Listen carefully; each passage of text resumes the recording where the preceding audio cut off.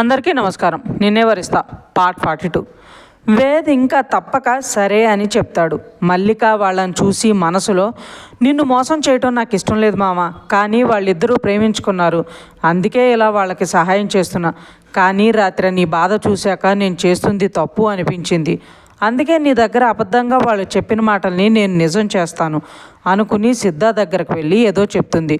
సిద్ధ అది విని కీర్తన్ దగ్గరకు వెళ్ళి, ఆ పిల్లని మీ స్నేహితుడిని ఇద్దరిని ఒకే చోట ఉండమని చెప్పు, ఇప్పుడు మంచిది అయిపోయింది, ఇంకా సాయంత్రమే ఏం చేయాలన్నా అంటాడు. కీర్తన్ సరే అని చెప్పి వేదు దగ్గరికి వెళ్ళి విషయం చెప్తాడు. వేదు మన్వితను చూస్తూ, ఇద్దరం ఒకే రూమ్లో అంటే తను ఎలా రిసీవ్ చేసుకుంటుందోరా, చాలా భయంగా ఉంది అంటాడు.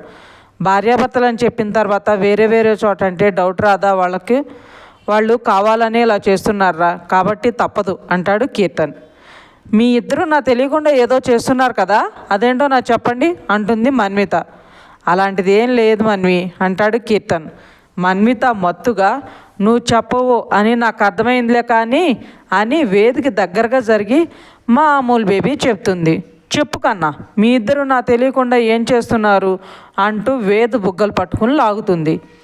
వేద్ నవ్వుకుంటూ, చెప్తాను కానీ ముందు మనం లోపలికి వెళ్దాం పదా అని తన రూమ్లోకి తీసుకువెళ్తాడు.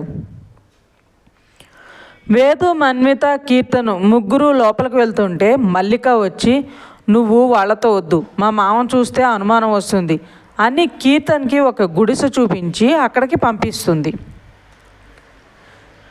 కీర్తను తప్పక సరే అని అక్కడికి వెళ్ళిపోతాడు. మల్లిక లోపలికి వెళ్ళి వేదికి ఒక మొంత ఇచ్చి, దాహం తీర్చుకోండి, మా గూడెంకి వచ్చిన అతిథుల కోసం ఇది ఇస్తాం, వాళ్ళు తప్పకుండా తాగాలి అని చెప్తుంది. వేదికి అర్థం కాకుంటే తాగమన్నట్లు సైగ చేసేసరికి తను అది తీసుకుని మల్లిక వైపు చూసి నవ్వుతూ కృతజ్ఞతగా తీసుకుని తాగుతుంటే మన్విత వేది చేతిలో నుండి తీసుకుని తను తాగుతూ, నువ్వు కావాలంటే మళ్ళీ తెప్పించుకో, నాకు చాలా దాహంగా ఉంది అంటుంది సీరియస్గా. వేద్ నవ్వుతుంటే మల్లిక బయటకు వెళ్ళి మళ్ళీ ఇంకొక ముంత తెచ్చి వేదికిస్తుంది. వేదు దాన్ని తీసుకుని తాగుతాడు. మల్లిక ఇద్దరి వైపు చూసి నవ్వుకుంటూ బయటకు వెళ్ళిపోతుంది. మన్విత అక్కడ ఉన్న మంచం మీద కూర్చుని వేదను చూసి, ఓయ్ ఇలా రా అని పిలుస్తుంది. వేదికి మన్విత బిహేవియర్ చూసి నవ్వు వస్తుంటే తన కోపం వస్తుందని నవ్వును ఆపుకుంటూ దగ్గరకు వెళ్ళగానే మన్విత తన చెయ్యి పట్టుకుని లాగి పక్కన కూర్చోబెడుతుంది.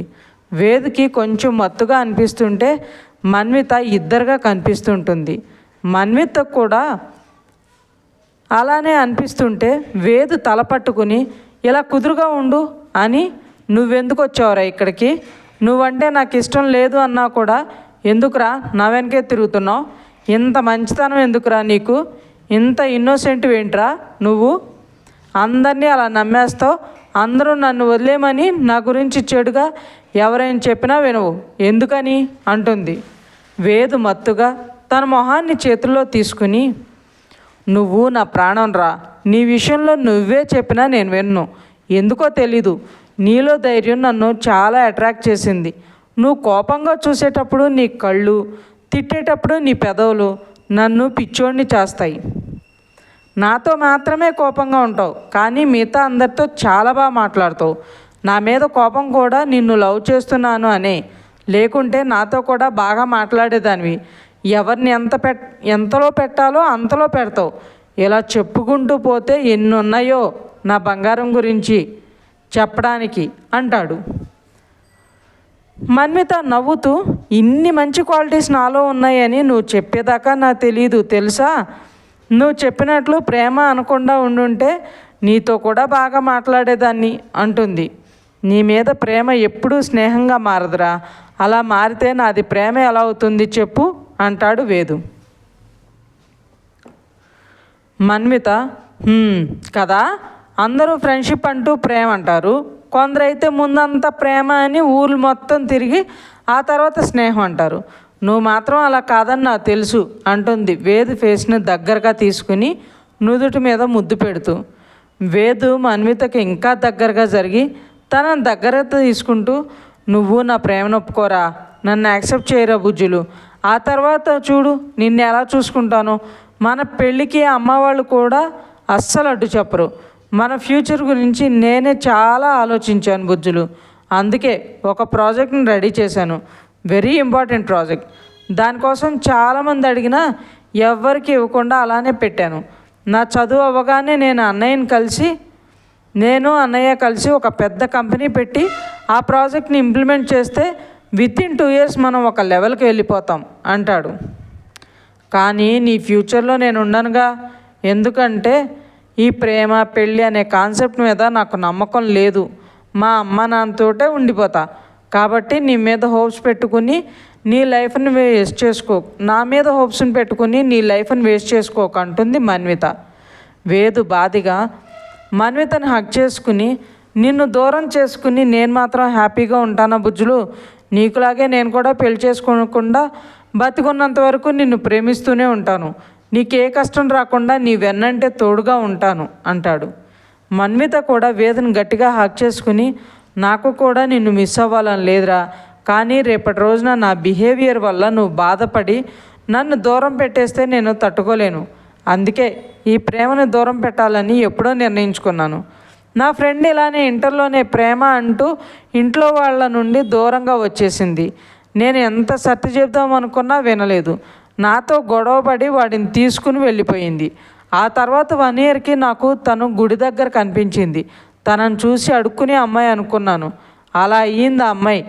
తనను చేసుకున్నవాడు కొద్ది రోజులకి తనతో తరచూ గొడవ పడుతూ తన మాటలో ప్రవర్తన బాగాలేదని తాగి వచ్చి తిట్టడం, కొట్టడం, సిగరెట్తో కాల్చడం చేసి తనకి నరకం చూపించేవాడంట. తన ముందరే ఇంకొక అమ్మాయిని తెచ్చుకుని తనని పని మనిషిని చేసేశాడు.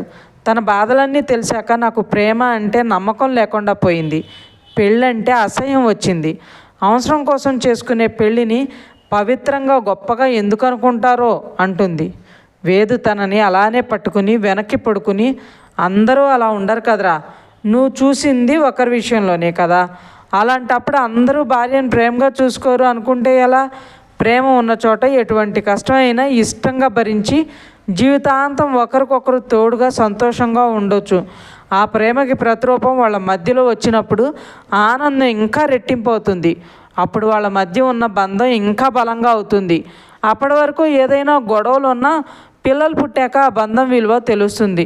వాళ్ళ గురించి కాకపోయినా పిల్లల గురించి కలిసి బతకాలని అనిపించి ఒకరినొకరు అర్థం చేసుకుని మళ్ళీ ప్రేమలో పడతారు. మన విషయంలో నువ్వెప్పుడూ భయపడాల్సిన పనే లేదు బుజ్జులు. నిన్ను తప్ప నీవేది ఎవరి దగ్గరికి వెళ్ళడు. నువ్వెంత విసిగించినా కోపడినా ఇప్పుడు ఎంత ప్రేమ అయితే నీ మీద ఉందో అంతే ప్రేమ అప్పుడు కూడా ఉంటుంది. పిల్లలు పుట్టాక వాళ్ళు కావాలా నువ్వు కావాలా అంటే నువ్వే కావాలా అంటాను. పిల్లలు మధ్యలో వస్తారు, పెద్ద అయ్యాక మనల్ని వదిలేసి వాళ్ళ దారిని వాళ్ళు వెళ్ళిపోతారు. పుట్టినప్పటి నుండి ఎన్ని బంధాలు ఉన్నా భార్యాభర్తల బంధం మాత్రం శాశ్వతం అని మన్విత మొహం అంతా ముద్దులను పెడుతూ ఉంటాడు. మన్విత మాత్రం ఆలోచిస్తూ, నాకు చాలా భయంగా ఉంది, నువ్వెన్ని చెప్పినా నాకు నువ్వు వద్దు, ప్రేమ వద్దు, పెళ్ళి వద్దు అంటుంది తన నుండి విడిపించుకుంటూ. వేదు తనని వెళ్ళనివ్వకుండా గట్టిగా పట్టుకుని తనని ప్రేమతో దగ్గర తీసుకుంటాడు. సాయంత్రం 5 అవుతుండగా మన్వితకి కొంచెం మెలకు వచ్చి కళ్ళు తెరిచి చూస్తుంది. తన ఒంటి మీద బట్టలు సరిగా లేకపోవడం, తన పక్క వేద కూడా బట్టలు లేకపోవడం చూడగానే తన మైండ్ మొద్దుబారిపోతుంది. తనకే తెలియకుండా కళ్ళల్లో కన్నీళ్లు కారిపోతుంటాయి. ఎంత ఆపుకుందాం అనుకున్నా తన వల్ల కాక గట్టిగా ఏడ్చేస్తుంది. ఇంకా అక్కడ ఉండలేక వెంటనే పైకి లేచి తన బట్టలు తీసుకుని వేసుకుని బయటకు వెళ్ళిపోతుంది. వేదకి మెలకు వచ్చి చూసేసరికి కీర్తను పక్కనే ఉంటాడు. కీర్తను కంగారు పడుతూ, రేయ్ లోపల ఏం జరిగిందిరా? మన్విత ఎవరికి కనిపించకుండా ఏడుస్తూనే ఉంది, నన్ను చూస్తేనే కోపంగా వెళ్ళిపోమని అరుస్తుంది అనగానే వేదు లేచి పరుగున బయటకు వెళ్ళి మన్విత కోసం వెతుకుతాడు. అందరికీ దూరంగా ఎవరికీ కనిపించకుండా కూర్చుని అటు తిరిగి ఏడుస్తున్న మన్విత దగ్గరికి వెళ్ళి మన్వి అని తన భుజం మీద చెయ్యేస్తాడు. అంతే మన్విత కోపంగా పైకి లేచి వెనక్కి తిరిగి వేదు చెంప పగలగొడుతుంది. వేదు బాధగా మన్విత కళ్ళల్లో చూసి ఏమైంది మన్వి అని అడిగేలోపే మళ్ళీ ఆ చెంప ఈ చెంప వాయిస్తుంది. వేద ఏం మాట్లాడకుండా మన్వితనే చూస్తూ ఉంటే ఇంకా మన్విత తన వల్ల కాక కోపంగా, అసలు ఎందుకు వచ్చేవారు ఇక్కడికి, నన్ను ప్రేమ ప్రేమ అంటూ చంపుతుంది చాలదని ఇక్కడికి వచ్చి నా జీవితాన్ని నా చేతుల్లో నుండే లాగేసుకున్నావు కదరా, అసలు నేనేం చేశానని నా మీద నీ కోపం, అసలు నన్ను ఏం చేయాలనుకుంటున్నావు అని ఏడుస్తూ కింద కూర్చుని తనని తాను కొట్టుకుంటూ ఉంటుంది. వేదు తను అలా చూడలేక తను కూడా కింద కూర్చుని, మన్వి ప్లీజ్ ఏమైంది, నేనేమైనా తప్పు చేశానా, నా మీద కోపం ఉంటే తిట్టు కొట్టు లేదా చంపేయి, అంతేకాని నువ్వు ఇలా ఏడుస్తూ ఉంటే నేను చూడలేనురా ప్లీజ్ అంటాడు బ్రతిమలాడుతూ. మన్విత తన నుండి దూరం జరుగుతూ, నిన్ను చూస్తుంటేనే నాకు అసహ్యంగా ఉంది, నీతో మాట్లాడాలన్న కంపరంగా ఉంది, మా అమ్మ నాన్న ముందర నన్ను తలెత్తుకోకుండా చేసావు, జీవితంలో ఇంకెప్పుడు నీ మొహం నాకు చూపించుకు, కాదని నా చుట్టూ తిరుగుతూ నాకు కనిపిస్తే నన్ను నేను ఏం చేసుకుంటానో నాకే తెలీదు అని గట్టిగా అరిచి చెప్తుంది. ఇంతలో కీర్తన్ పరిగెడుతూ వచ్చి, రేయ్ వేద్, గూడెం వాళ్ళు వీలైనంత త్వరగా మనల్ని ఇక్కడి నుండి వెళ్ళిపోమన్నారు, ఎక్కువసేపు ఇక్కడే ఉంటే మనకు మంచిది కాదని వార్నింగ్ ఇస్తున్నారు, మనల్ని వాళ్ళు వదిలేయడమే గ్రేటు, అందుకే త్వరగా ఇక్కడి నుండి వెళ్ళిపోదాం పదండి అంటాడు. మన్విత ఇంకో నిమిషం కూడా అక్కడ ఉండకుండా వెళ్ళిపోతుంది. కీర్తను వేద కళ్ళల్లో కన్నీళ్ళు చూసి తన భుజం మీద చెయ్యేసి, ఏమున్నా మనం హైదరాబాద్ వెళ్ళా చూసుకుందాంరా, ముందు మనం ఇక్కడి నుండి వెళ్ళిపోవాలి, లేదంటే కల్పన ఇబ్బంది పడుతుంది అంటాడు. వేద్ కూడా ఏం మాట్లాడకుండా అక్కడి నుండి కీర్తన్ వెనకే వెళ్తాడు. ఆ తర్వాత వేద్ చాలాసార్లు మన్వితతో మాట్లాడాలని చూసినా తనను తాను గాయపరచుకోవడం చూసి వేద్ తనని ఇబ్బంది పెట్టొద్దు అని దూరంగా ఉంటూనే తనకి ఏ ప్రాబ్లం లేకుండా చూసుకుంటూ ఉంటాడు. ఇంతలో ఎవరో తలుపు తట్టడంతో ఆ ఆలోచనలో నుండి బయటకు వచ్చిన మన్విత డోర్ తీసి చూసేసరికి తనకి భోజనం తీసుకుని వస్తుంది కల్పన.